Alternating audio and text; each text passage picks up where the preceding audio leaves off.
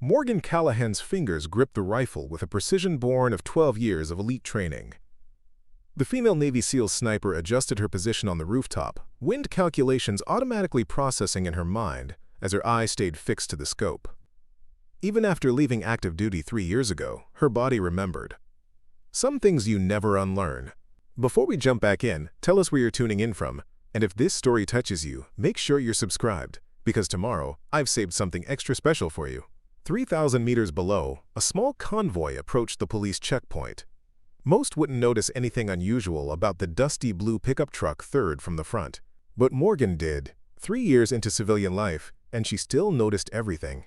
The way the driver's eyes darted continuously to the rearview mirror.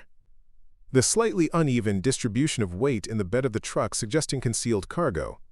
The passenger's hand never straying far from his waistband. This wasn't her mission anymore.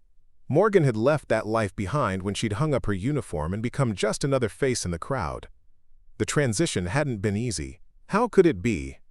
When you'd spent your entire adult life as one of the most lethal people on the planet, when your identity had been forged in the crucible of Bud/S training, where you'd been the only woman in history to not just complete but excel in the most brutal military selection process ever designed.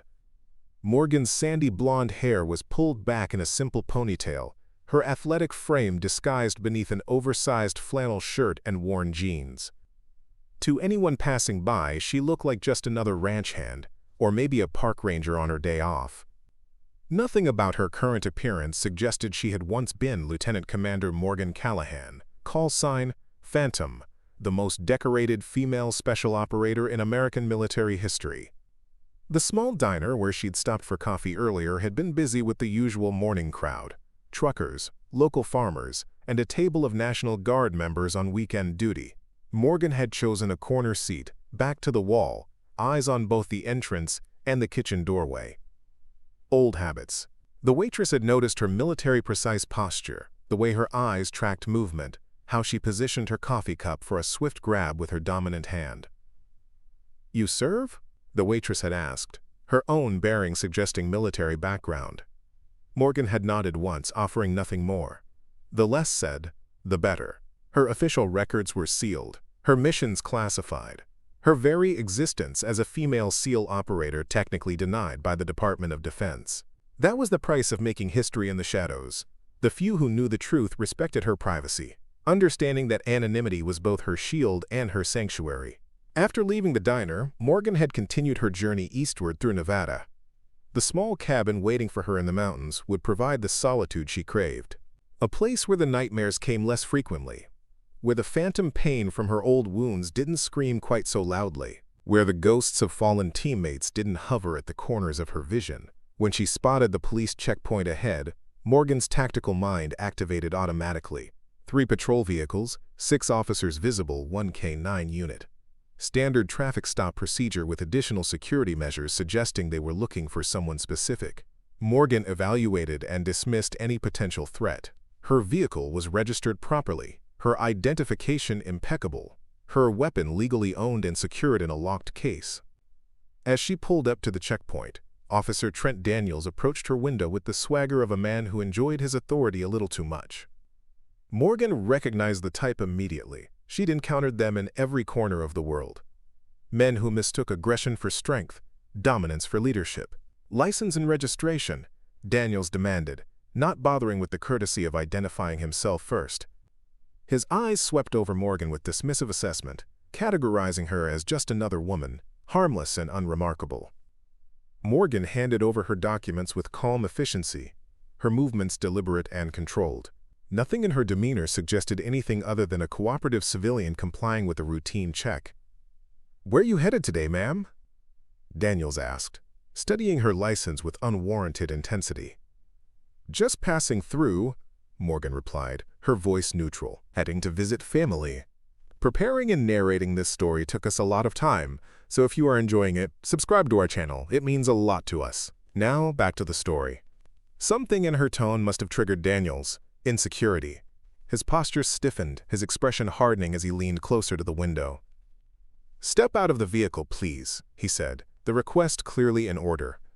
Morgan complied without protest. each movement measured and precise. As she stood beside her truck, she maintained a respectful distance, hands visible at her sides, nothing in her bearing that could be perceived as threatening. Yet something about her calm composure seemed to further agitate Daniels. "Mind if we search your vehicle?" he asked, though his tone suggested it wasn't a question. "I do mind, actually," Morgan replied evenly. "Is there a specific reason for the search? Am I being detained?" The questions were reasonable, her tone polite, but Daniels' face flushed with anger. Two other officers moved closer, sensing the tension. Officer Rivera, a younger woman with sharp, observant eyes, and Officer Markham, an older man whose bearing suggested military background. "You one of those constitutionalists?" Daniels demanded, his hand moving subtly toward his weapon. "Because we can do this the easy way, or the hard way." Morgan remained perfectly still, her tactical assessment running automatically. 3 officers directly engaged, 3 more within intervention distance. Multiple civilians witnessing the interaction, several recording with cell phones. The situation was escalating unnecessarily, but Morgan had no intention of becoming another viral video of police misconduct. She had too much to lose, too many secrets to protect. "I understand, officer," she said calmly. "You have my consent to search the vehicle." Daniel seemed almost disappointed by her acquiescence, as if he'd been hoping for resistance. As he began searching her truck with unnecessary roughness, Morgan noticed Officer Markham studying her with growing curiosity. His eyes lingered on her posture, the way she stood with perfect balance, ready for anything while appearing completely at ease. The search revealed nothing unusual until Daniels reached the locked case in the back seat. "What's in here?" he demanded, lifting the heavy case with visible effort. "My hunting rifle," Morgan answered truthfully. "It's properly registered and secured according to state law." "Open it," Daniels ordered, placing the case on the hood of her truck. Morgan hesitated for just a fraction of a second. The rifle inside wasn't just any hunting weapon. It was a custom-built Macmillan TASAC 338 with modifications that would raise immediate questions. It was technically legal for civilian ownership, but its specifications matched those used by elite military snipers. "Officer," she said carefully, "I'd be happy to show you my permit and registration for the firearm." "I said open it," Daniels repeated, his patience visibly thinning. With deliberate movements, Morgan entered the combination and lifted the lid. Inside, nestled in custom-cut foam, lay the precision rifle that had accompanied her through 3 combat tours. Each component was meticulously maintained, the scope alone worth more than most people's monthly salary. It was a weapon designed for one purpose: to deliver death with pinpoint accuracy from distances that seemed impossible to most marksmen. Daniels whistled low, his eyes widening. "What the hell is this? You planning to assassinate the president?" The accusation hung in the air, absurd and inflammatory. Several bystanders gasped, more phones coming up to record the confrontation.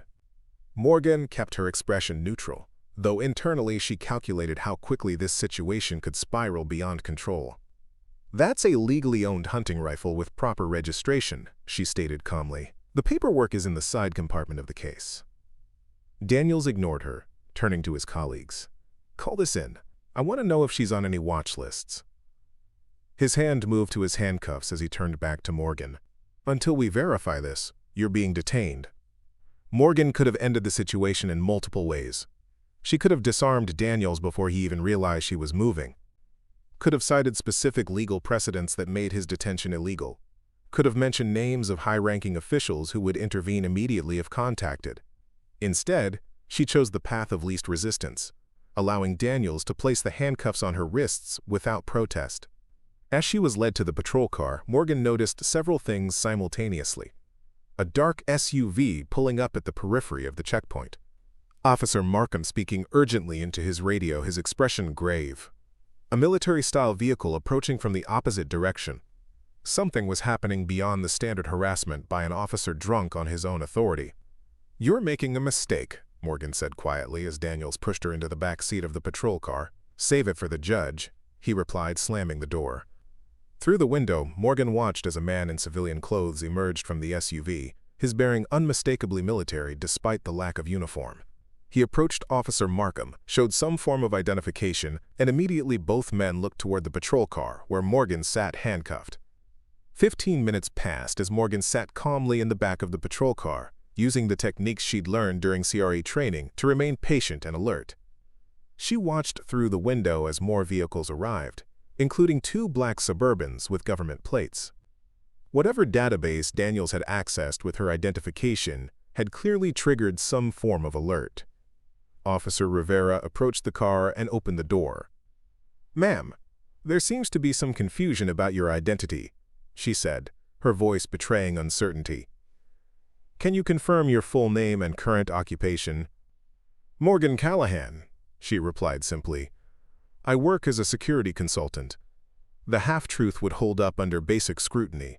Her consulting firm, Phoenix Security Solutions, was legitimate and provided services to various corporations and occasionally government contractors. What the paperwork didn't show was that Phoenix was staffed entirely by former special operations personnel, executing missions that existed in the gray space between private enterprise and national security. Rivera nodded, seemingly unsatisfied but professional enough not to press further. "Please remain here while we sort this out." Through the windshield, Morgan could see a heated discussion between Daniels, Markham, and the man from the SUV. Daniels gesticulated angrily while the man in civilian clothes remained calm, occasionally glancing toward the patrol car. More officers had gathered around her rifle case, examining it with expressions of confused awe. Then everything changed. A black Suburban pulled up directly in front of the checkpoint, and a tall figure emerged, wearing the distinctive uniform of a U.S. Navy Admiral. Even from a distance, Morgan recognized the insignia of Naval Special Warfare Command. The atmosphere at the checkpoint transformed instantly. Officers straightened their postures, conversations ceased, and all attention focused on the Admiral as he surveyed the scene with evident displeasure. Admiral James Harrington had commanded Naval Special Warfare Group 2 during Morgan's final deployment. He'd been one of the few who'd known her true role, who'd authorized her historic assignment to SEAL Team 6 as their primary sniper despite the official prohibition against women in direct combat roles. His presence here now could only mean one thing. Whatever cover Morgan had maintained for the past 3 years was about to be compromised. Harrington approached the patrol car with purposeful strides, waving off Daniels when he attempted to intercept. Officer Rivera stepped aside respectfully, recognizing the chain of command, even if she didn't understand why a Navy admiral was personally intervening in a routine traffic stop. The door opened, and Harrington leaned in, his weathered face showing a mixture of concern and grim amusement. "Lieutenant Commander Callahan," he said formally, "it seems you found yourself in an interesting situation." "Just another day in paradise, Admiral," Morgan replied, the familiar rhythm of military banter returning naturally. Harrington's eyes moved to her handcuffed wrists and his expression darkened. "Let's get those off immediately," he ordered, turning to Rivera. "Officer, remove these restraints now." Rivera hesitated, glancing toward Daniels, who was approaching rapidly. "Sir, I don't have the authority to— I'm giving you the authority." Harrington interrupted, his voice carrying the unmistakable tone of command. "This woman is a decorated naval officer whose identity and operations remain classified at the highest levels. These restraints are coming off now, or I'll have this entire checkpoint shut down within the hour." The conviction in his voice left no room for argument. Rivera produced the key and quickly removed Morgan's handcuffs. As Morgan stepped out of the patrol car, rubbing her wrists, Harrington did something that stunned everyone watching. He saluted her. The gesture, delivered with perfect military precision, acknowledged Morgan not as a suspect or civilian, but as a fellow warrior worthy of the highest respect. Morgan returned the salute automatically, muscle memory from years of service taking over before she could consider the implications. The crowd that had gathered to watch the confrontation fell silent. Cell phones captured the moment when a 4-star admiral showed deference to a woman who, moments before, had been treated like a common criminal. The image would later become symbolic, a visual representation of the disconnect between how America's most elite warriors were perceived and who they actually were. Daniels pushed forward, his face flushed with anger and confusion. Admiral or not, this woman was transporting a military-grade sniper rifle and refusing to cooperate with a legal search. She's being detained pending investigation. Harrington turned to face Daniels, his voice dangerously quiet. "Officer Daniels, badge number 4721. In approximately 10 seconds, I will be on the phone with the governor, followed by calls to your commissioner and the Secretary of Homeland Security. Would you like me to explain to them why you detained one of the most decorated special operators in American history during a sanctioned transport of equipment for a classified operation?" The bluff, if it was a bluff, landed perfectly. Daniels took a step back, uncertainty replacing his earlier bravado. "She never identified herself as military personnel," he protested weakly. "Because she wasn't authorized to," Harrington replied. "Lieutenant Commander Callahan operates under protocols that prevent her from disclosing her status except in extreme circumstances." Morgan remained silent, understanding that Harrington was creating a narrative that would protect both her identity and whatever operation had brought him to this checkpoint. The fewer details she provided, the easier it would be to maintain operational security. Officer Markham stepped forward, his military background evident in how he addressed the Admiral. "Sir, if I may, there appears to have been a serious miscommunication. We received no notification of any classified transport through our checkpoint." Harrington nodded, his tone softening slightly. "That's correct, Officer Markham. The nature of the operation required complete discretion. Lieutenant Commander Callahan was following protocol by maintaining her cover during routine questioning." The explanation, delivered with absolute conviction, created a plausible scenario that allowed everyone to save face. The local officers could blame lack of communication from federal authorities. Harrington could attribute the incident to necessary operational security. And Morgan could maintain whatever cover story best served her current situation. As the tension began to dissipate, Harrington turned to Morgan. "Commander, we need to discuss the next phase of the operation. Secure your equipment and meet me at the forward position." The coded instruction was clear. "Get your rifle and follow me." Morgan moved to retrieve her weapon case, which remained open on the hood of a patrol car. As she approached, several officers stepped back, their expressions a mixture of awe and embarrassment. The rifle lay exposed, its deadly precision now contextualized by Harrington's narrative, no longer a suspicious weapon, but a tool of national security in the hands of one of America's elite warriors.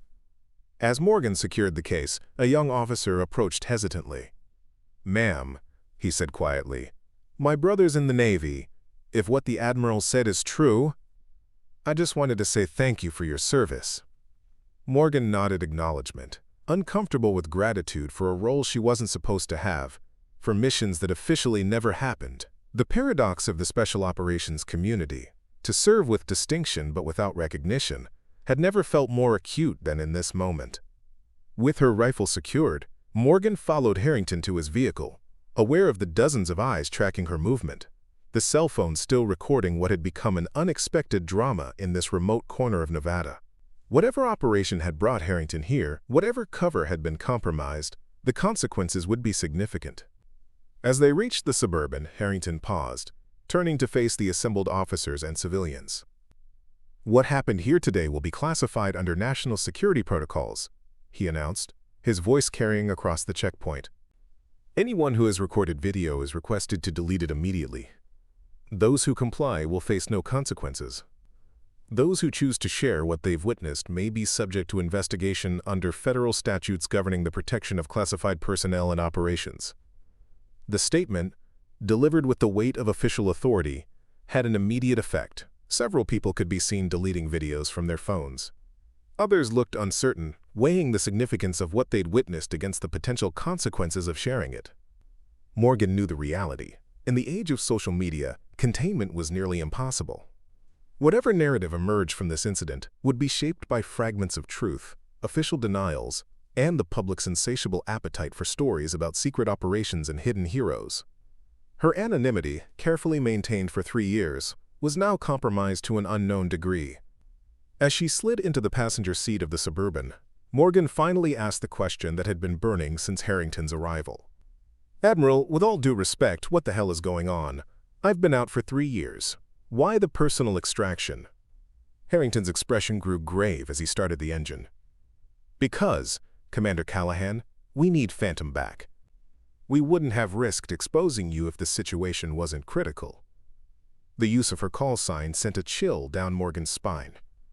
Phantom had been buried along with the classified records of her operations, the historic nature of her service concealed behind redactions and security classifications. If Harrington was resurrecting that identity, something had gone terribly wrong. What happened? She asked, already mentally cataloging the location of her go-bag at the cabin, the network of former teammates she could activate, the contingency plans she'd never fully abandoned. "Chimera is back," Harrington said simply, referencing a terrorist leader Morgan had hunted across 3 continents, a ghost she'd nearly eliminated in her final mission before a helicopter crash had forced her team to extract without confirmation of the kill.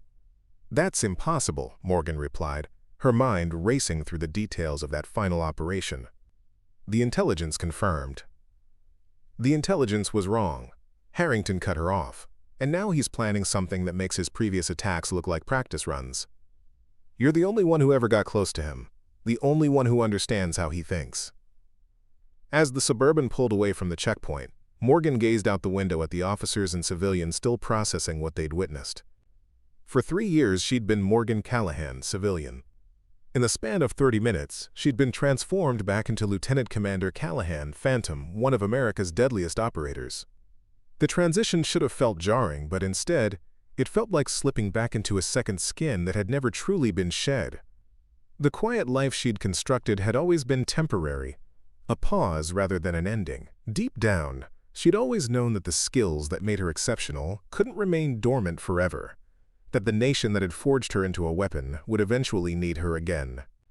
As the checkpoint disappeared behind them, Morgan turned her attention fully to Harrington. "Brief me," she said, her voice taking on the crisp efficiency of an operator preparing for deployment. The Admiral nodded, recognizing the transformation. Phantom was back, and God help anyone who stood in her way. The Suburban moved swiftly through the Nevada desert, kicking up dust as Harrington navigated them away from the checkpoint. Inside the vehicle, Morgan's mind had already shifted gears, compartmentalizing the civilian life she was leaving behind and preparing for whatever mission lay ahead. Before we jump back in, tell us where you're tuning in from, and if this story touches you, make sure you're subscribed, because tomorrow I've saved something extra special for you. Chimera has resurfaced in Caracas, Harrington explained, his eyes fixed on the road. 3 weeks ago, he coordinated a sophisticated attack on a diplomatic convoy. 7 casualties, including 2 agency assets who were close to infiltrating his network. Morgan processed the information, memories of her previous encounters with Chimera flooding back. Adnan al-Badar, known only as Chimera to intelligence agencies, had been a ghost in the system for over a decade. A former military intelligence officer turned terrorist mastermind, he had orchestrated attacks across 3 continents with a tactical precision that suggested formal training. "The last intel we had placed him critically wounded in that compound in Yemen," Morgan said, recalling her final mission. "The drone footage confirmed a direct hit." "We confirmed a hit, but not the target," Harrington corrected. Forensics later determined the body count was 1 short. He left a double behind, someone surgically altered to match his general appearance. The revelation didn't surprise Morgan as much as it should have.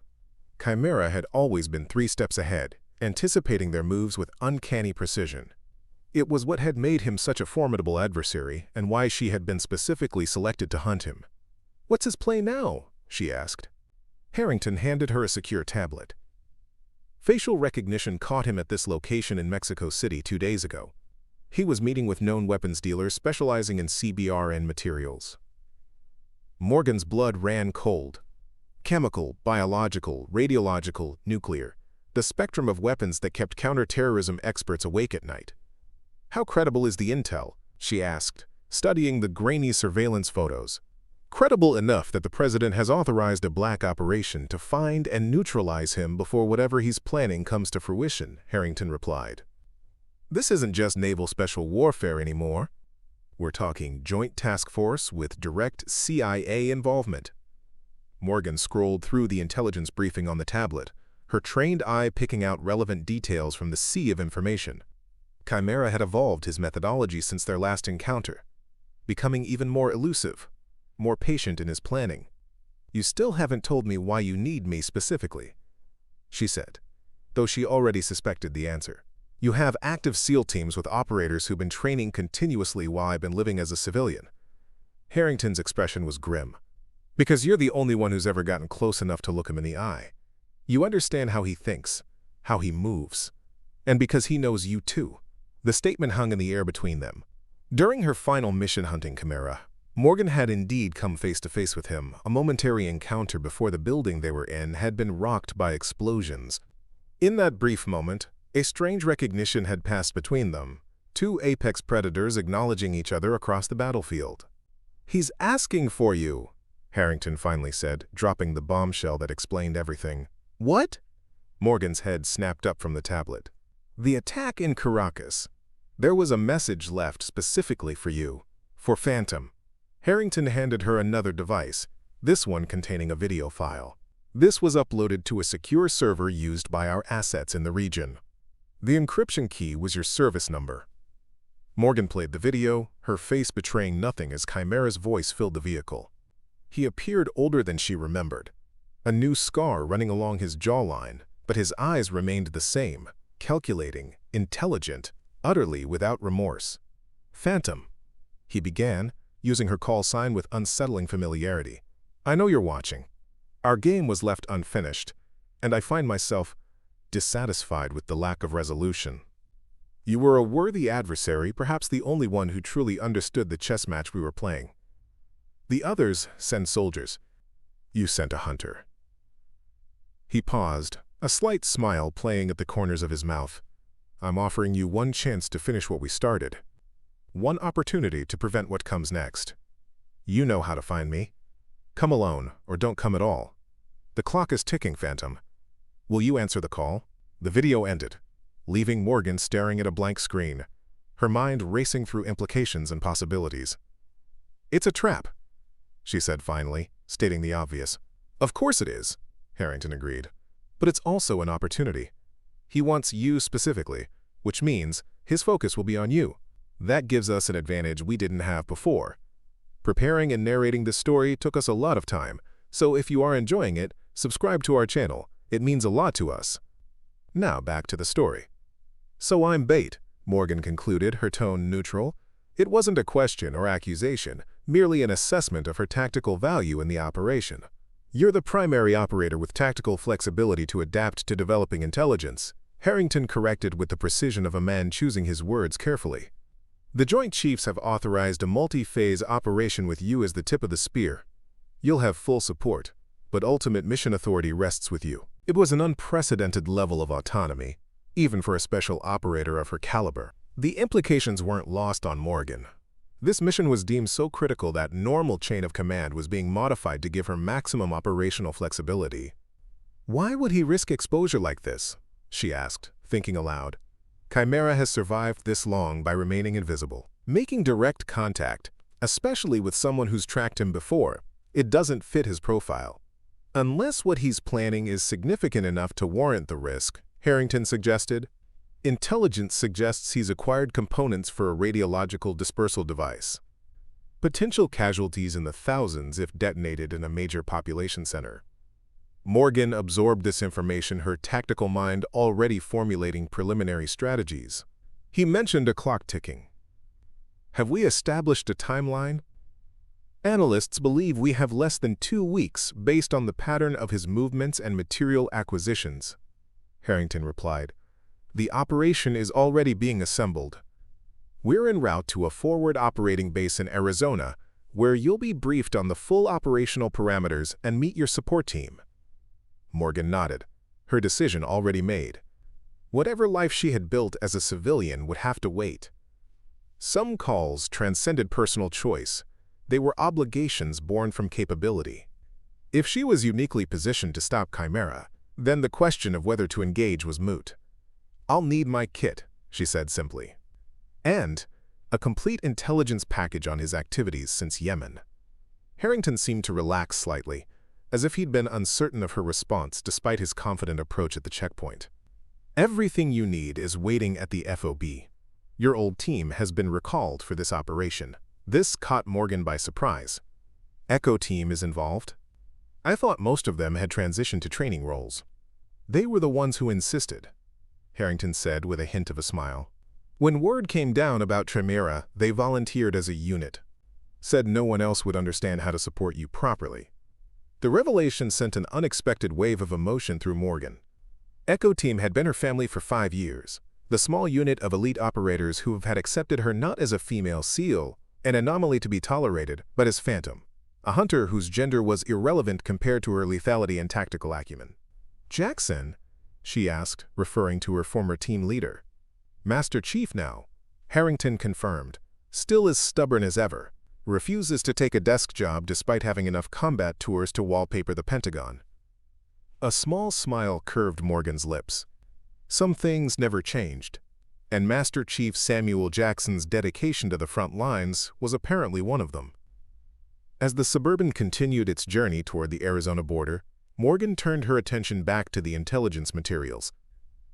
If she was going to re-enter the world of shadows and silent warfare, she needed to reacquaint herself with its current landscape. 3 years was an eternity in counterterrorism operations. Alliances shifted, tactics evolved, and the technology race never stopped. "There is one more thing you should know," Harrington said after several minutes of silence, "about why Chimera might be focused on you specifically." Morgan looked up from the tablet, sensing from Harrington's tone that this was information he'd been reluctant to share. "During your last encounter, when the building collapsed, we recovered DNA evidence that suggests he was injured, badly."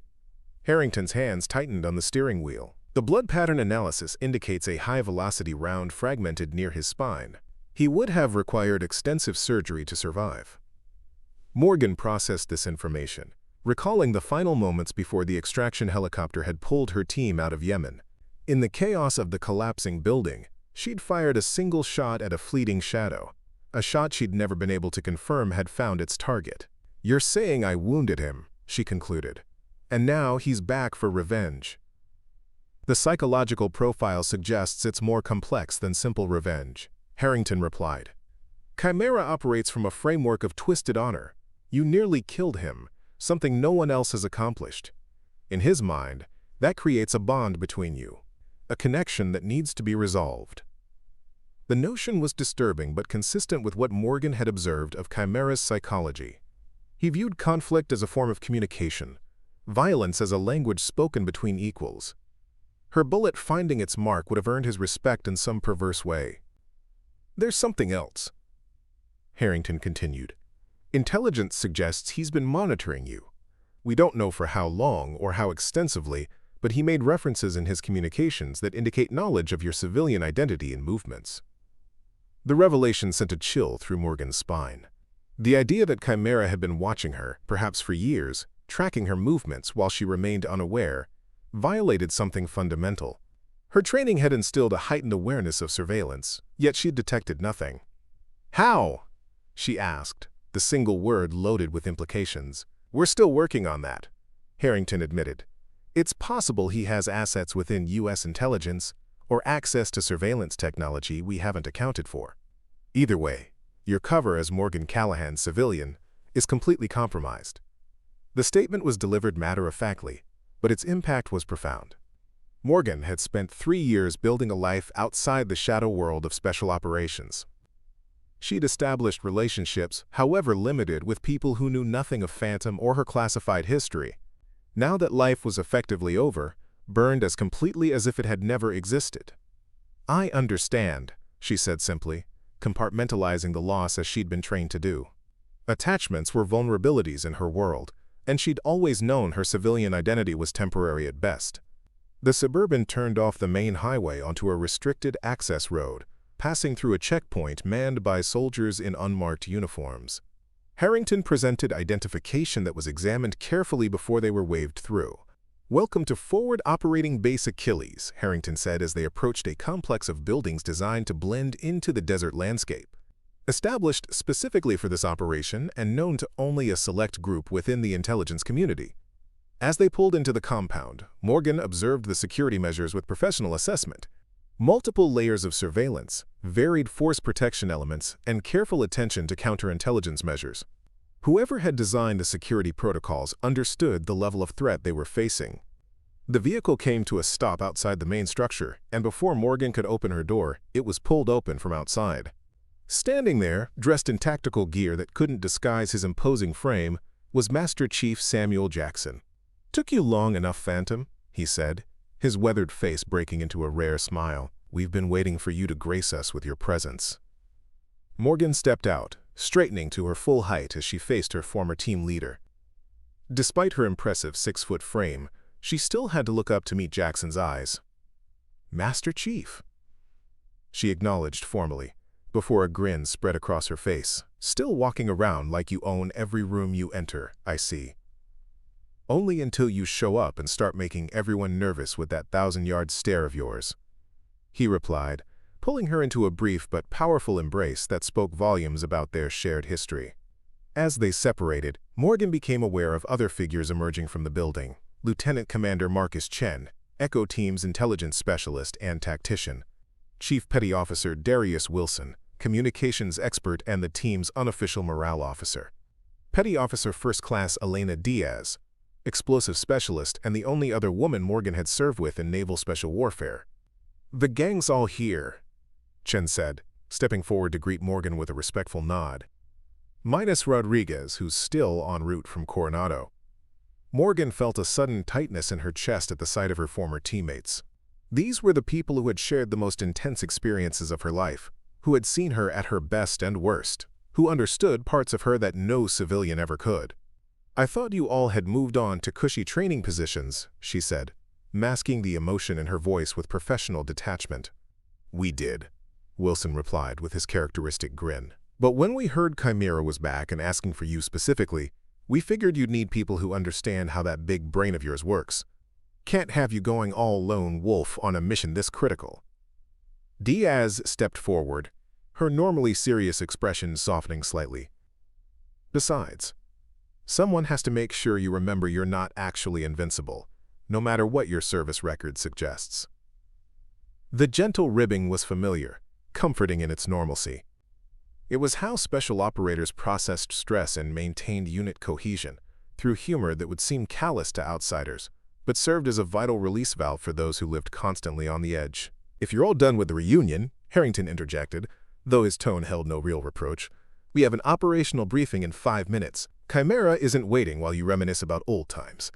The team snapped back to professional mode instantly, a transformation Morgan recognized from countless missions. The camaraderie remained, but it was now channeled into the focused energy of operators preparing for deployment. As they moved inside the facility, Morgan felt herself settling back into the rhythm of operational tempo.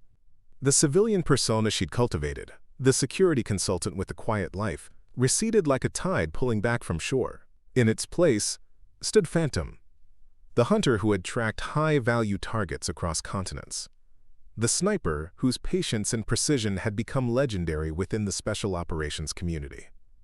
The briefing room was a testament to the resources being dedicated to this operation. Multiple screens displayed real-time intelligence feeds, satellite imagery, and network analysis diagrams. A 3-dimensional tactical map occupied the center of the room, showing terrain features and key locations related to Chimera's movements. Admiral Harrington took position at the head of the table, joined by a woman Morgan didn't recognize. Her attire screamed CIA, the understated business suit that somehow always marked agency personnel as clearly as if they wore uniforms. "Lieutenant Commander Callahan, Echo Team, this is Deputy Director Catherine Morrow from CIA Special Activities Center," Harrington introduced. "She'll be our liaison with the intelligence community for this operation." Morrow nodded crisply, her assessing gaze lingering on Morgan. "Commander, your reputation precedes you. I've studied your previous engagements with the target extensively." There was something in her tone that set Morgan's internal alarms ringing. The words were professional, but the delivery suggested personal investment beyond normal operational parameters. "Director Morrow has been tracking Chimera for the past 5 years," Harrington explained, perhaps sensing Morgan's assessment. "She's the foremost expert on his current network and methodologies. And I've been waiting for an opportunity to bring him to justice," Morrow added, her perfectly composed facade cracking slightly to reveal intense determination. "When he resurfaced with a message specifically for you, Commander, it represented our first real opportunity to end his reign of terror." Morgan nodded acknowledgement, filing away her observations about Morrow for later consideration.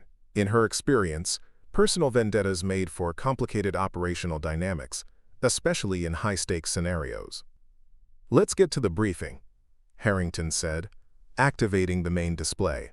Chimera's message to Commander Callahan included embedded metadata that points to a location in Ciudad Juarez, Mexico.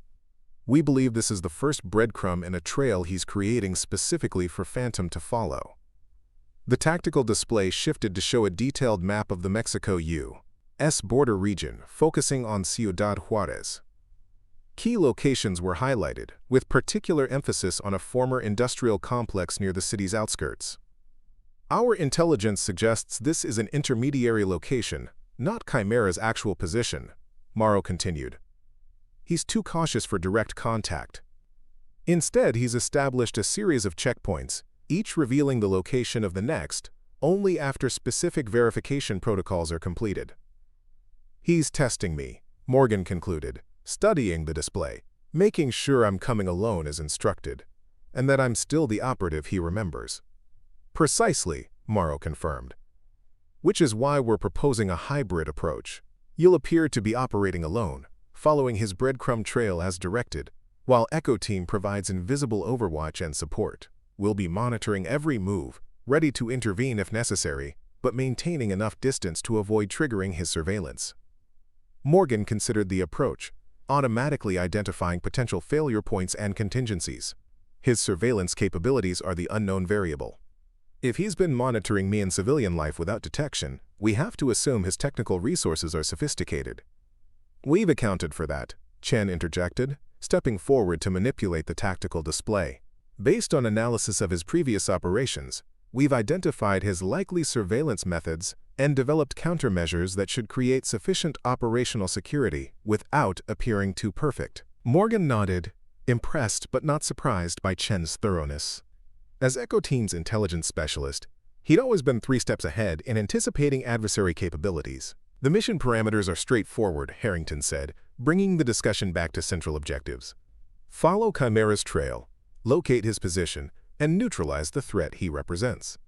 Secondary objective is to identify and secure any CBRN materials he's acquired before they can be deployed."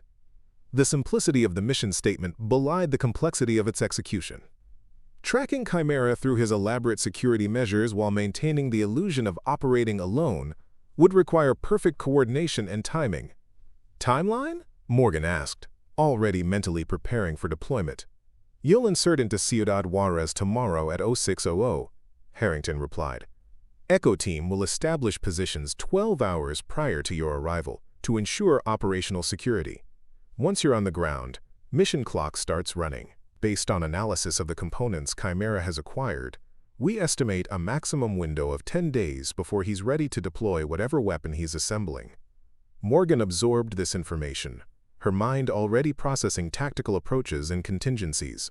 The compressed timeline added pressure, but it also simplified certain aspects of the operation.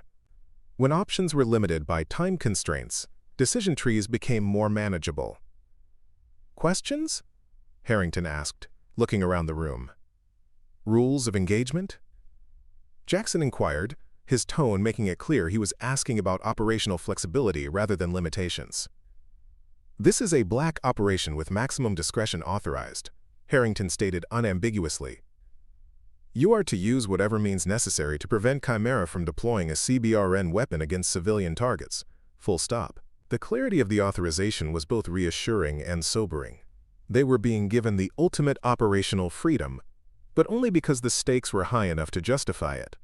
"Commander Callahan will have final tactical authority in the field," Harrington continued. "Echo Team operates in support capacity, but maintains autonomous capability if communication is compromised. Director Morrow will coordinate intelligence feeds and interagency cooperation from here." Morgan met the eyes of each person in the room, reading their readiness and commitment. Despite 3 years away from operational status, she felt the familiar calm settling over her. The focused clarity that had earned her the call sign Phantom. The civilian life she'd built had been a pause, not an ending. Now she was back in the world where she had made history, hunting an adversary who had specifically requested her presence.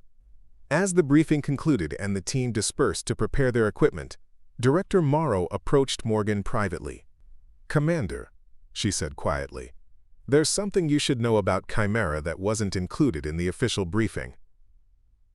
Morgan studied the CIA officer's face, noting the slight tension around her eyes, the careful control of her expression. "I'm listening," she replied simply. "This isn't just about a weapon," Morrow said. "It's about you. Chimera has developed what intelligence analysts call a singular fixation on you specifically. The psychological profile suggests he views you as the only worthy opponent he's ever faced, a mirror image operating on the opposite side of the moral spectrum." Morgan absorbed this information without visible reaction, though internally she was evaluating its tactical implications. "You're saying his focus on me is psychological rather than strategic," she concluded. "I'm saying it's both," Morrow clarified. "He wants to defeat you specifically, to prove his superiority, but he's willing to risk millions of lives to do it. That makes him even more dangerous than we initially assessed." The revelation added another layer of complexity to an already intricate operation.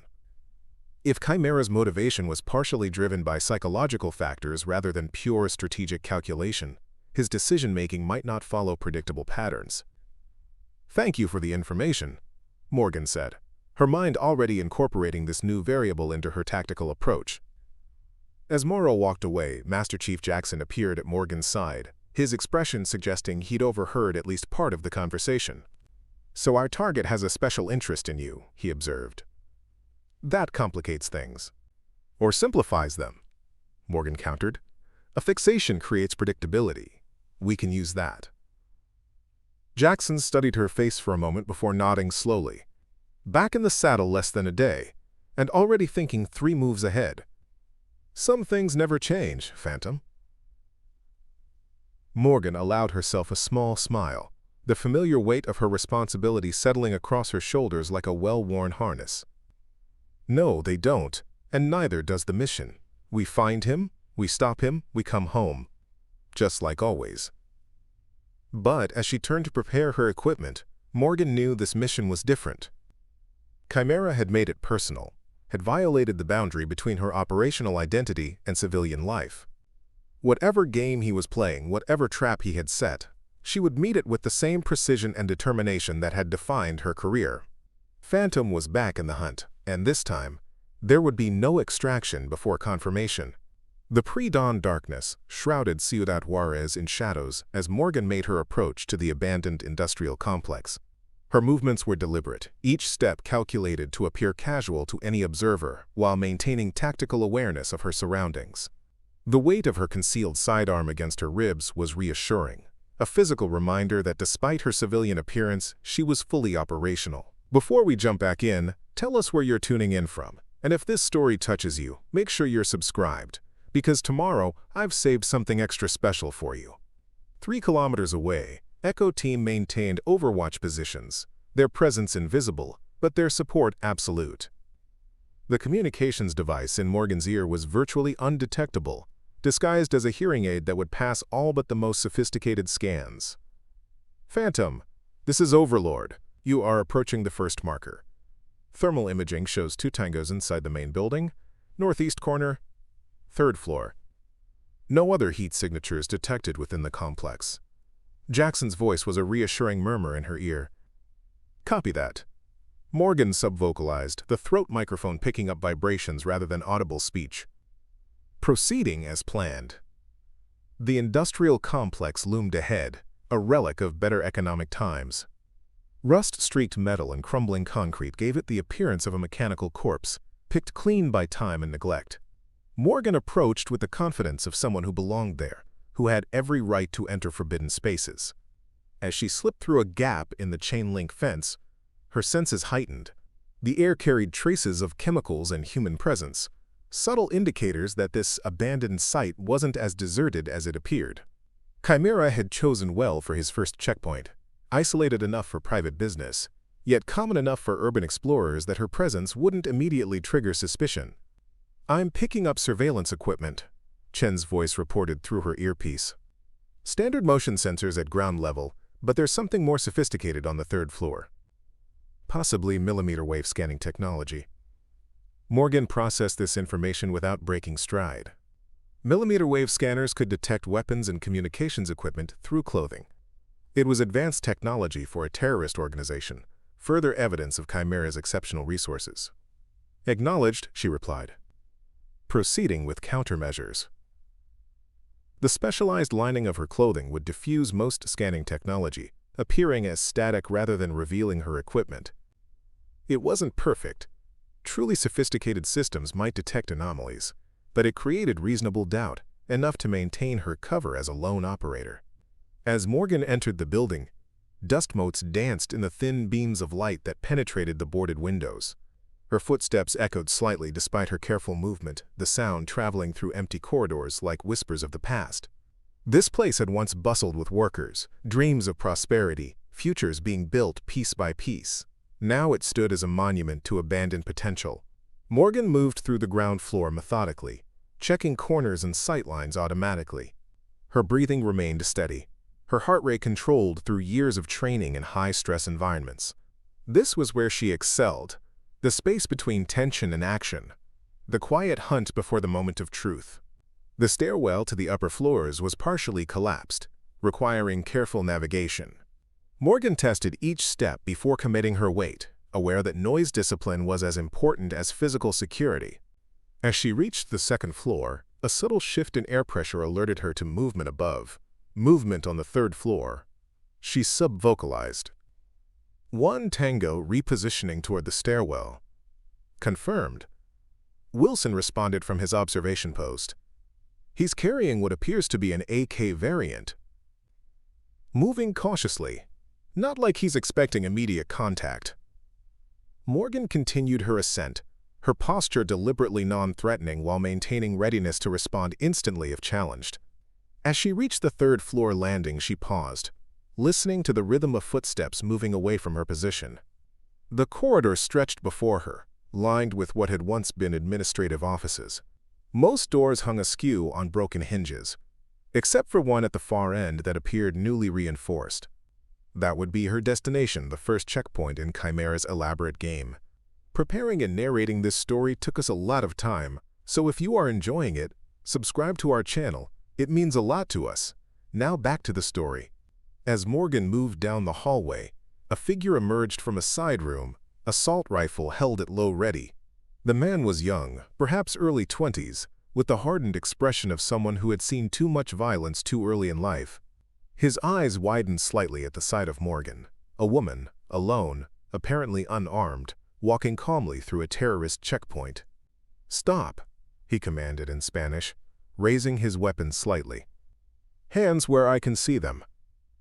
Morgan complied, raising her hands to shoulder height with palms forward, her expression neutral but alert. "I'm here to see Chimera," she said in fluent Spanish. "He's expecting me." The young fighter's eyes narrowed with suspicion. "Nobody sees Chimera without clearance," he replied, though uncertainty had crept into his voice. Clearly, he hadn't been briefed on all aspects of his assignment. "My name is Phantom," Morgan stated simply. "Check your instructions. I was invited specifically." The effect of her call sign was immediate. The fighter's eyes widened with recognition, his weapon lowering slightly as he reassessed the seemingly unarmed woman before him. "Wait here," he instructed, backing away toward the reinforced door while maintaining visual contact. He wrapped a complex pattern on the metal surface, which opened just enough for a hushed conversation. Morgan remained perfectly still, aware that this was the first real test. If Chimera's instructions hadn't been disseminated to his foot soldiers, or if this was merely a screening location with no direct connection to him, she would know immediately by their reaction to her presence. The door opened fully, and an older man emerged. Unlike the younger fighter, this one carried himself with the bearing of a professional soldier.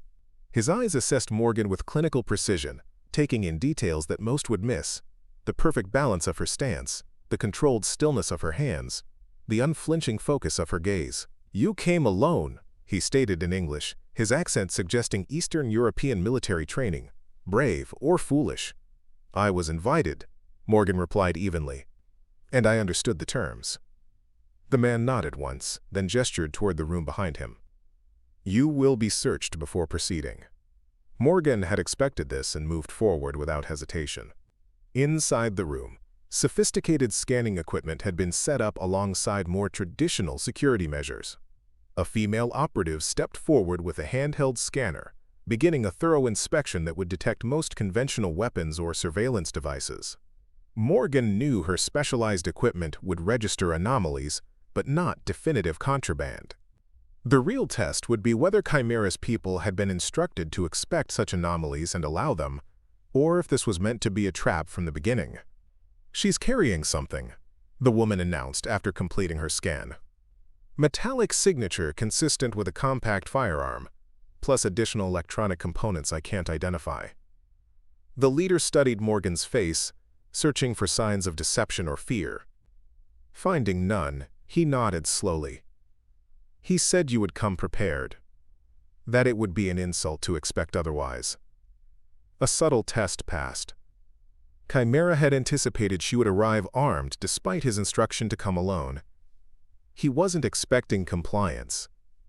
He was expecting phantom, with all that entailed. "Your weapon stays holstered unless he permits otherwise," the leader continued. "The rest of your equipment will be tolerated, provided it doesn't interfere with our security protocols." Morgan nodded once, her expression revealing nothing of the tactical calculations running through her mind. Every interaction, every word exchanged, was being transmitted to Echo Team through her concealed communications equipment. They were building a profile of Chimera's organization in real time, mapping capabilities and protocols that would be valuable regardless of how this operation concluded. "Follow me," the leader instructed, turning toward a previously hidden door at the back of the room. As Morgan followed, she caught a brief glimpse of surveillance monitors showing the exterior of the building and key internal locations. The security setup was professional grade, with redundant systems and careful attention to blind spots. Whoever had designed this checkpoint understood counter-surveillance measures at an expert level. They descended a service elevator to what appeared to be a subterranean level, not shown on any of the building plans Echo Team had reviewed. The space had been converted into a combination of living quarters and operations center, with equipment that belonged in a military installation rather than a terrorist hideout. "Wait here," the leader instructed, gesturing toward a chair positioned in the center of the room. "He will contact you directly." Morgan took the seat, maintaining her calm exterior while processing every detail of her surroundings. The underground facility was well ventilated, suggesting additional exits not immediately visible. The power supply appeared independent, probably generator-based with battery backup. 6 operatives maintained positions around the room, their weapons and bearing indicating professional training rather than ideological zealotry. A large screen on the far wall flickered to life, and Morgan found herself face-to-face with Adnan al-Badr Chimera, for the first time since their brief encounter in Yemen 3 years earlier. He looked older, his once black hair now streaked with silver at the temples. The new scar along his jawline gave his face an asymmetry that somehow enhanced rather than diminished his commanding presence. But it was his eyes that Morgan focused on, the same calculating intelligence, the same cold assessment she remembered. "Phantom," he greeted, using her call sign with something approaching respect. "You accepted my invitation. I confess I wasn't entirely certain you would." "You went to considerable trouble to extend it," Morgan replied, her voice neutral but direct. "I was curious about your purpose." Chimera smiled slightly, the expression never reaching his eyes. "Always direct. It's one of the qualities I appreciated in our previous encounters. No posturing, no unnecessary dialogue. Just the pure geometry of hunter and prey." "Is that how you see this?" Morgan asked. "A hunt? Isn't that what brought you to me 3 years ago? What drove you across 3 continents, eliminating my operations one by one until you almost found me in Yemen?" Chimera leaned forward slightly, his interest visibly increasing. "You were different from the others they sent. They followed orders. You tracked prey." Morgan maintained eye contact, neither confirming nor denying his assessment. "You mentioned unfinished business. I'm here to understand what that means." Chimera nodded, seemingly pleased with her response. "Direct, as always. Very well. Our game was interrupted prematurely in Yemen. Your bullet found its mark, but not quite as intended. I survived, but was changed. He gestured toward his lower body, which remained off-screen. You took something from me that day. My mobility, my freedom of action. Understanding dawned. The high-velocity round that had fragmented near his spine hadn't killed him, but had caused significant damage, possibly even paralysis. It explained why he was appearing via video feed rather than in person, why he had evolved from field operative to strategic director. And now you want revenge, Morgan concluded, though she knew it couldn't be that simple. Chimera laughed, a sound devoid of humor. Revenge is for ideologues and fanatics. I've always been more pragmatic. No, what I want is completion. A final game between worthy opponents. A game with millions of lives at stake, Morgan challenged, referring to the CBRN threat intelligence had identified. Ah, so they've briefed you on what I've acquired. Chimera seemed almost pleased. Good, that saves time. Yes, I have assembled components for a weapon of considerable destructive potential. Its target and timing remain flexible, contingent entirely on the outcome of our interaction. The casual way he referenced mass destruction sent a chill through Morgan that she carefully concealed. This wasn't ideology or even strategy. It was personal in a way that made it infinitely more dangerous. What exactly are you proposing? She asked, maintaining the direct approach that seemed to appeal to him. A series of challenges, Chimera replied. Tests of your abilities, your resolve, your understanding of me. With each one you complete successfully, I'll provide information, the location of weapon components, disarming protocols, eventual targets. Complete them all, and you prevent catastrophe. Fail, and millions suffer the consequences of that failure. It was exactly as the psychological profile had suggested. Chimera viewed this as a twisted form of connection between them, a battle of equals that transcended conventional morality or strategic objectives. And if I refuse to play? Morgan asked, already knowing the answer but needing to hear it directly. Then the game ends before it begins, and the weapon detonates at the location currently programmed into its timing circuit. Chimera responded with chilling simplicity.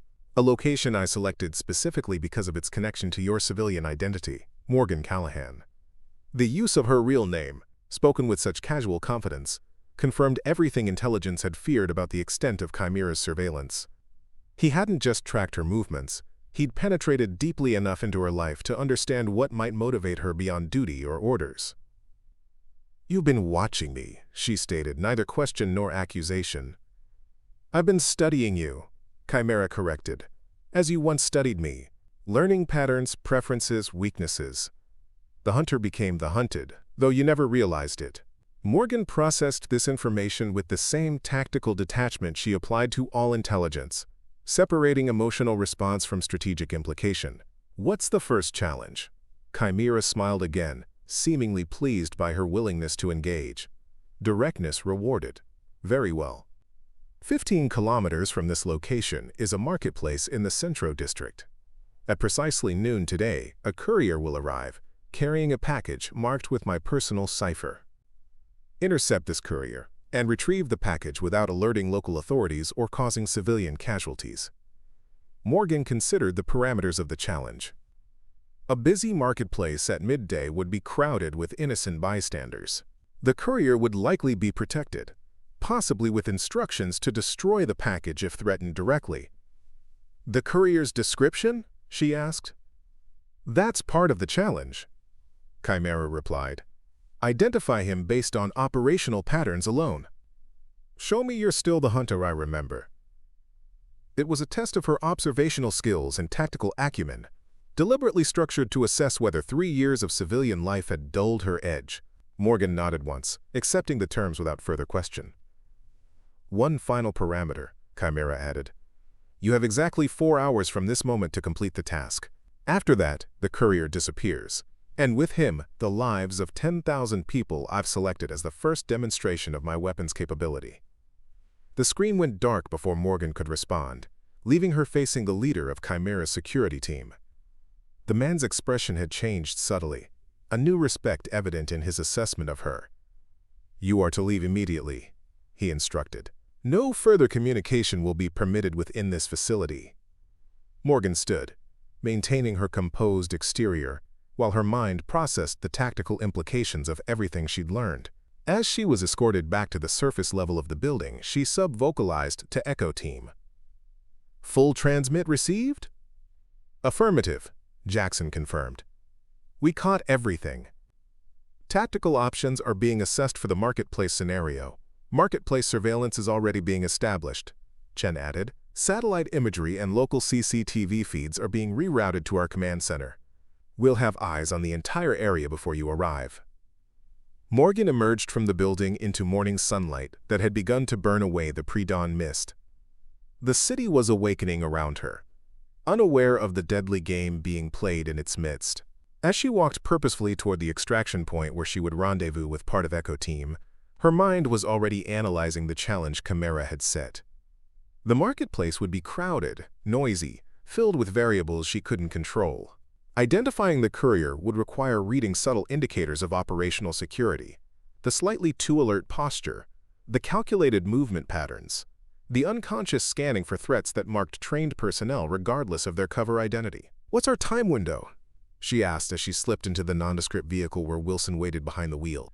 3 hours, 42 minutes until the courier's scheduled arrival," he replied, pulling into traffic with casual precision. "We've established a forward position overlooking the marketplace with Diaz already in place. Jackson and Chen are coordinating surveillance from the mobile command center." The vehicle moved through morning traffic, blending seamlessly with the flow of commuters and delivery trucks. Morgan used the transit time to center herself, employing the meditation techniques that had served her through countless high-pressure operations. "Chimera specifically used my civilian name," she noted as they approached the staging area. "His intelligence is more extensive than we anticipated." Wilson nodded grimly. "Chen's working on identifying the source of the leak. Preliminary assessment suggests he may have assets within domestic agencies with access to protected identity protocols." The implication was significant. A breach at that level suggested corruption or compromise extending into the highest echelons of intelligence services. It was a problem that would need addressing, but only after the immediate threat was neutralized. The vehicle pulled into an underground garage beneath a nondescript apartment building 6 blocks from the marketplace. As Morgan stepped out, she was already transitioning mentally from assessment to execution mode. The time for planning was over. Now came the precision performance that had earned her the call sign Phantom. "Gear is prepped in the safe house," Wilson informed her as they entered a service elevator. "Diaz reports the marketplace is already at 60% capacity, with vendor setup still ongoing. Prime observation positions have been identified and secured." Morgan nodded, her focus narrowing to the immediate tactical requirements. As they entered the safe house, a modest apartment with reinforced security features, she found Jackson waiting with an array of equipment laid out on a table. "Welcome to the party," he greeted, his expression serious despite the light tone. "Our friend has created quite the challenge for your first day back on the job." Morgan approached the table, assessing the options available. Unlike a military operation with full tactical support, this mission required a delicate balance between capability and deniability. Too much equipment would mark her as an operator. Too little would leave her vulnerable if the situation escalated. "Local assets?" she asked, selecting a compact communication set that could be disguised as a Bluetooth earpiece. 2 CIA contractors are embedded as vendors," Jackson replied. "They're aware of a potential security situation but have no details on our operation specifically. They'll provide passive support only. Extra eyes, not direct intervention."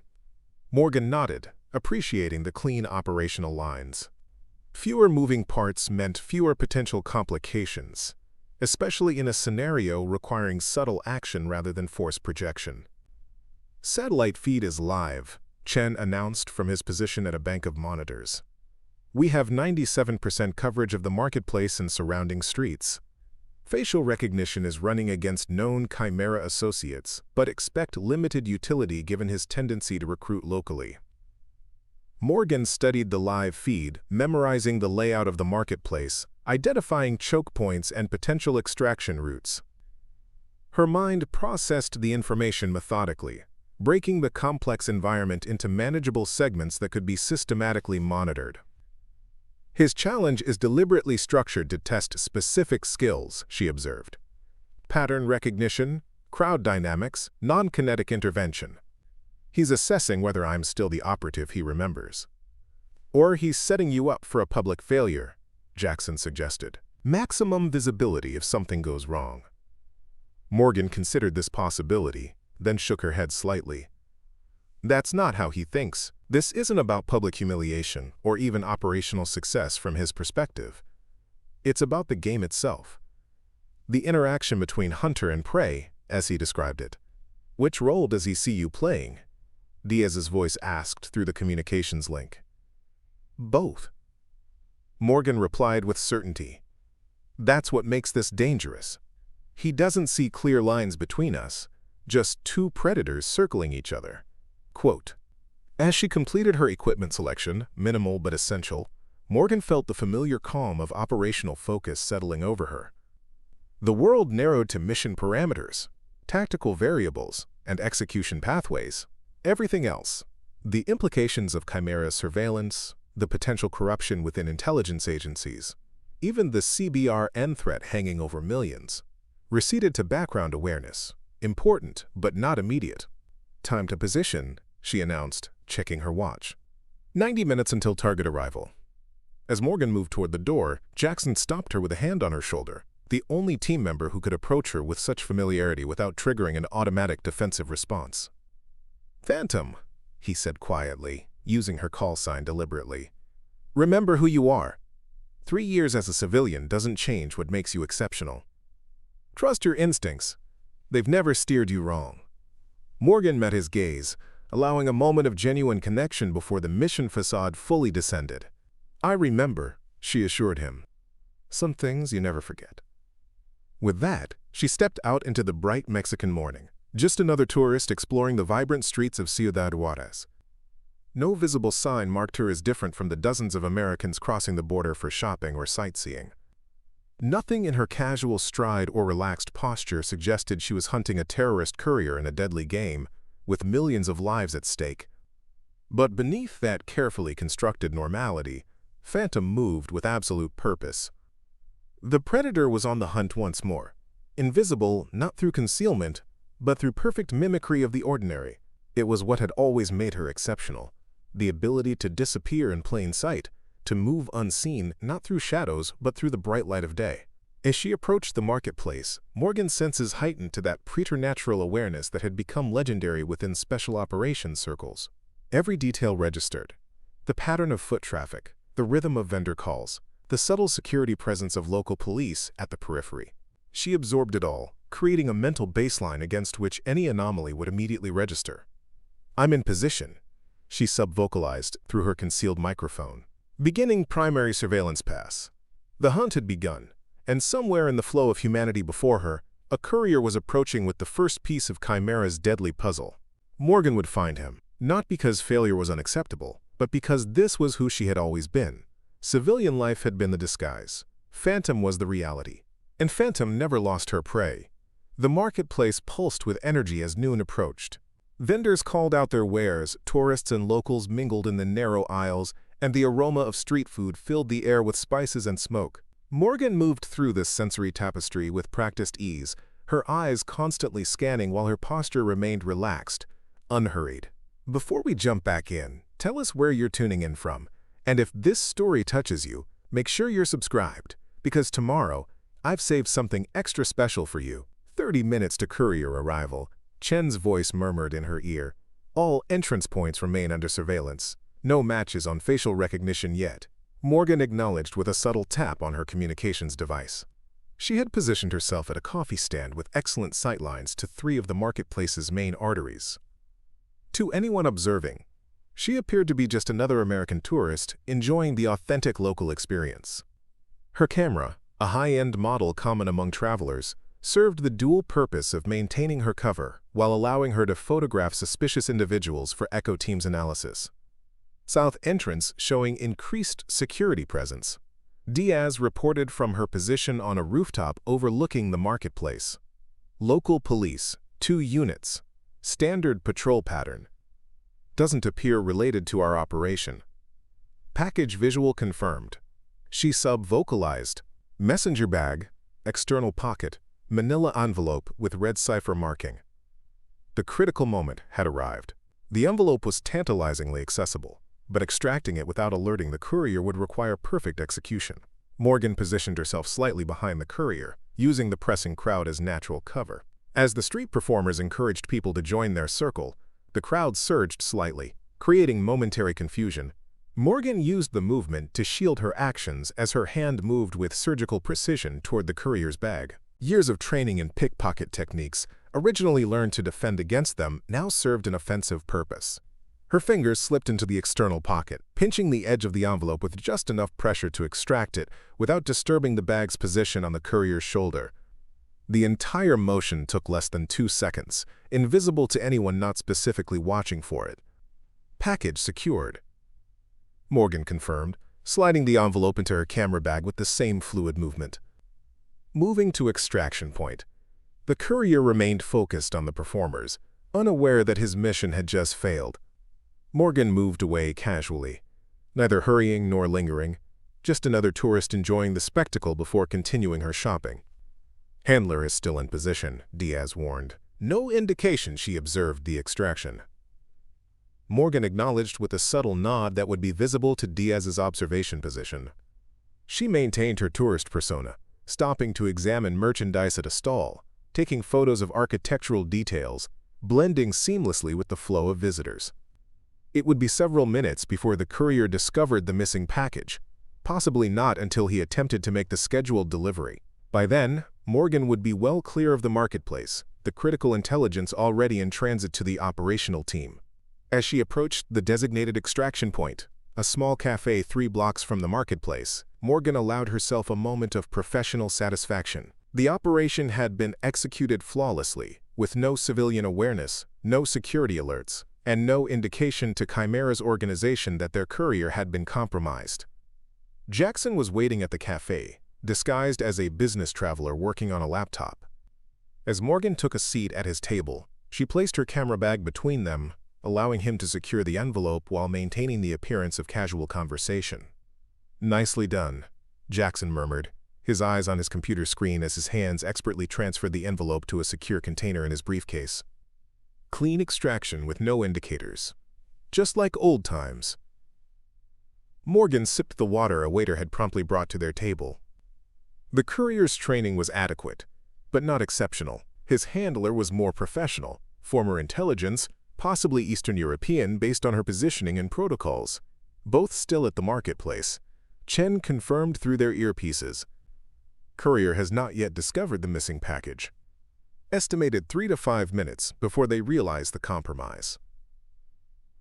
Morgan nodded slightly, already focusing on the next phase. "Let's move.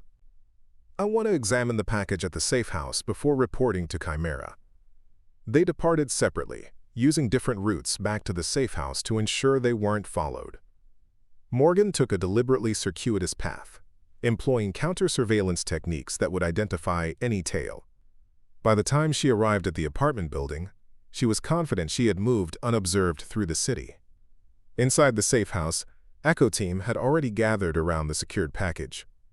Chen wore gloves as he carefully examined the envelope without opening it. No obvious tamper indicators or tracking devices, he reported. Standard manila envelope with custom cipher marking consistent with Chimera's known operational signature. Morgan approached, studying the red symbol stamped on the envelope's surface. The geometric pattern was indeed Chimera's personal cipher, a marking she had encountered during her previous hunt for him. Its presence confirmed this was no decoy but a genuine component of his challenge. "But your recommendation carries significant weight," Chimera countered. "Your operational judgment is respected precisely because you've proven yourself capable of seeing beyond conventional parameters." The hunter's perspective, uncluttered by political considerations. Before Morgan could respond, her earpiece activated with Jackson's voice pitched low and urgent. "Command authorization received. Intelligence package priority confirmed. Proceed at your discretion." The decision had been made at levels far above her operational authority. The value of Chimera's network information outweighed the symbolic victory of his capture. It was cold strategic calculus, thousands of potential lives saved, versus the satisfaction of bringing one man to justice. Morgan met Chimera's gaze directly, understanding that he had anticipated this outcome, had perhaps engineered it from the beginning. "The intelligence first," she stated, making it clear this wasn't a negotiation but a condition. Chimera nodded, activating a sequence on his device. The holographic display expanded, then compressed into a data stream that transferred to a secure drive on the altar. "Complete and comprehensive," he confirmed. "Every cell, every resource, every operation currently in motion or planned for the next 5 years." Morgan approached the altar, retrieving the drive without taking her eyes off Chimera. "Verification will take time," she warned. "If the intelligence proves incomplete or misleading, this agreement is void." "I would expect nothing less," Chimera acknowledged. "The verification protocols are included in the package, authentication methods for each data segment. I have no interest in providing false information. This transition must be clean and complete to serve its purpose." As Morgan secured the drive, she maintained tactical awareness of Chimera's position and movements. Despite the apparent resolution, she remained prepared for any last-minute deviation from the agreement. "What happens now?" she asked, echoing her earlier question but with new context. Chimera's expression held a strange mixture of satisfaction and resignation. "Now we conclude our business, Phantom. You return to your masters with a strategic victory of immense value. I disappear into well-earned obscurity. Our game reaches its natural conclusion." He wheeled himself backward, creating distance between them. "We will not meet again, though I suspect we may occasionally think of each other. Worthy adversaries are rare in this world, those who truly understand the game beyond its superficial objectives." Morgan watched him maneuver his wheelchair toward a side exit, his movements as precise and economical as they had been when he possessed full mobility. Whatever physical limitations his injury had imposed, his mind remained as sharp and calculating as ever. "Chimera," she called as he reached the doorway. "Why did you really do this? All of it. The challenges, the game, the final offer. What was the true objective?" He paused, considering her question with apparent seriousness. "Perhaps I simply wanted to see you in action one last time, Phantom. To confirm that my memory of your exceptional abilities wasn't exaggerated by time and circumstance." The answer seemed incomplete, a partial truth that obscured deeper motivations. But before Morgan could press further, Chimera activated something on his wheelchair, and the church's ancient electrical system overloaded in a cascade of sparks and temporary darkness. When emergency lighting activated seconds later, the doorway stood empty. Echo Team reported simultaneous electronic disruption across all their surveillance systems, a precisely timed technical countermeasure that created a brief but effective window for extraction. "Target has multiple escape vectors," Jackson reported through her earpiece. "Satellite imagery compromised for approximately 90 seconds. Permission to pursue?"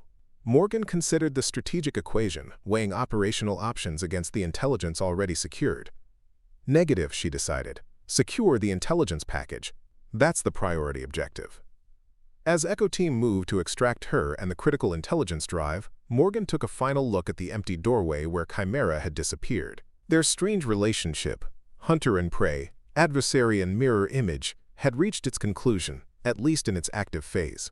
The intelligence he had provided would dismantle operations across 6 continents, saving countless lives and disrupting networks that had taken decades to establish. It was a strategic victory of immense proportions, even if the symbolism of his capture remained unfulfilled. 2 weeks later, Morgan stood in Admiral Harrington's office at Naval Special Warfare Command, her formal uniform a stark contrast to the tactical gear she had worn throughout the Chimera operation. The final debriefings had been completed, the intelligence package verified and disseminated to operational teams worldwide.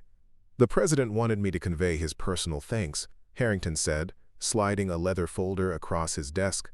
"The intelligence you secured has already prevented 3 major attacks and led to the apprehension of 17 high-value targets. The strategic impact is unprecedented." Morgan accepted the folder without opening it, knowing it contained formal recognition that would never appear in public records. "Echo Team deserves equal credit," she noted. "Their support was flawless throughout the operation." Harrington nodded acknowledgement. The characterization was accurate if incomplete. Morgan had indeed understood Chimera's methodology and motivations in ways that transcended conventional operational parameters. Their connection, adversary and mirror image, had created a unique dynamic that ultimately yielded an intelligence victory of historic proportions. "What comes next for you, Commander?" Harrington asked, his tone suggesting the question was more than routine post-operation procedure. "Your reactivation was mission-specific. Technically, you could return to civilian status if that's your preference." Morgan considered the option, weighing the quiet life she had built against the purpose and clarity she had rediscovered during the Chimera operation. The library in Arizona seemed a lifetime away now, the peace she had found there revealed as something closer to hibernation than true contentment. "I believe my skills remain relevant, Admiral," she replied, her decision already made. "If there's operational value in my continued service, I'm prepared to remain active." Harrington nodded, unsurprised by her response. "I had a feeling you might say that." The Secretary of Defense has authorized the formation of a specialized unit focusing on high-value individual targeting. Given your unique skill set and demonstrated effectiveness, you're being offered command of this unit, with full operational autonomy and direct reporting authority. The offer represented unprecedented recognition of Morgan's capabilities, a position that would allow her to apply the hunter's perspective across multiple theaters and target profiles. It wasn't just a return to active service but an elevation to a role specifically designed around her operational methodology. "Echo Team?" she asked, her first thought for the operators who had supported her return to operational status.